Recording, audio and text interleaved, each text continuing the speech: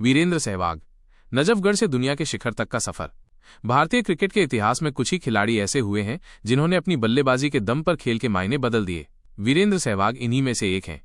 20 अक्टूबर 1978 को दिल्ली के नजफगढ़ में जन्मे सहवाग ने क्रिकेट की दुनिया में कदम रखा तो उनके साथ एक नया दौर भी शुरू हुआ।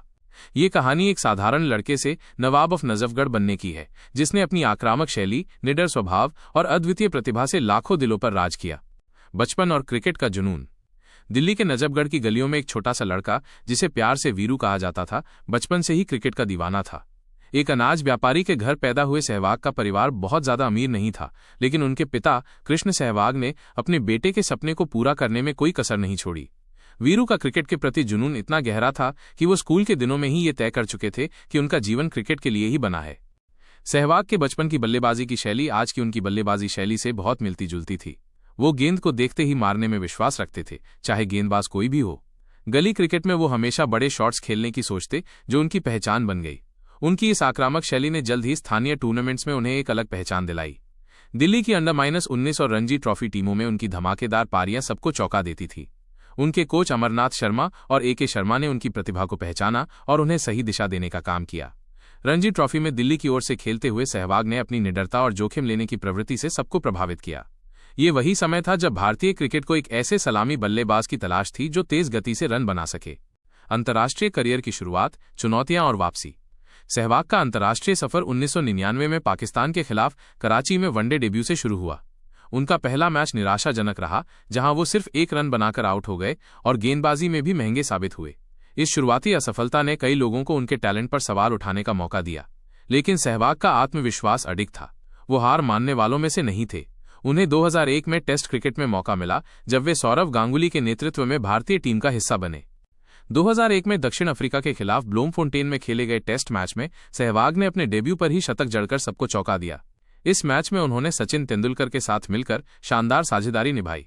ये शतक न केवल उनकी प्रतिभा का प्रमाण था, बल्कि ये भी संदेश दे गया कि भारतीय क्रिकेट में एक नया सितारा उभर चुका है।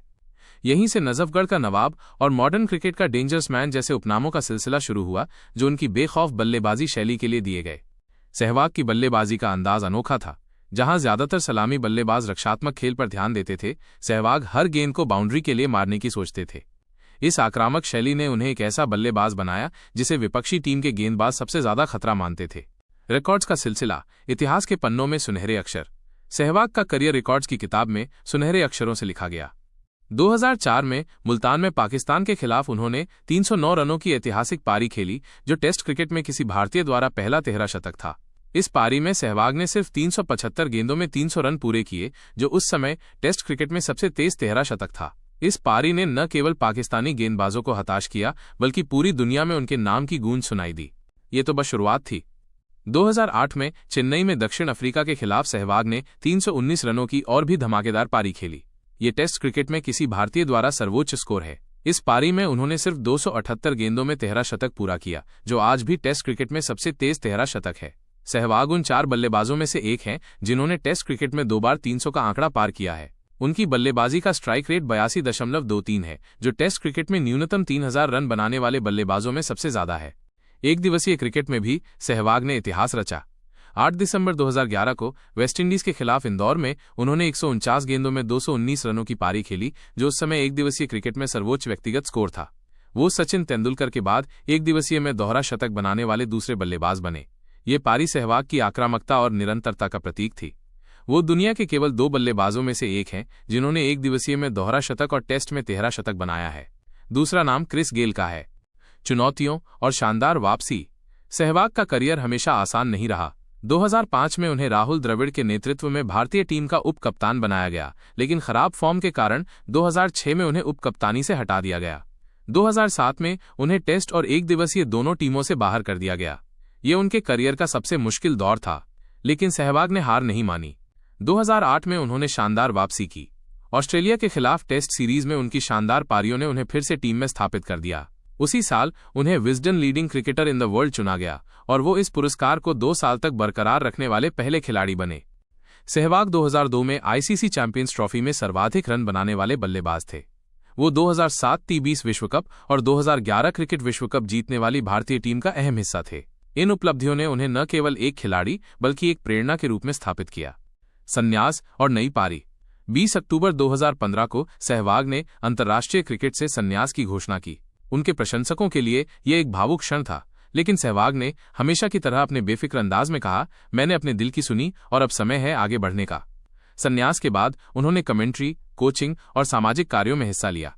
वर्तमान में वो भारत सरकार के राष्ट्रीय एंटी डोपिंग एजेंसी के अपील पैनल के सदस्य हैं और क्रिकेट से जुड़े कई प्लेटफॉर्म पर अपनी राय देते हैं। सहवाग की सबसे बड़ी खासियत उनका बेफिक्र अंदाज था। वो मैदान पर और बाहर दोनों जगह मजाकिया और निश्चिंत रहे। उनकी सादगी और आत्मविश्वास ने उन्हें प्रशंसकों का चहेता बनाया।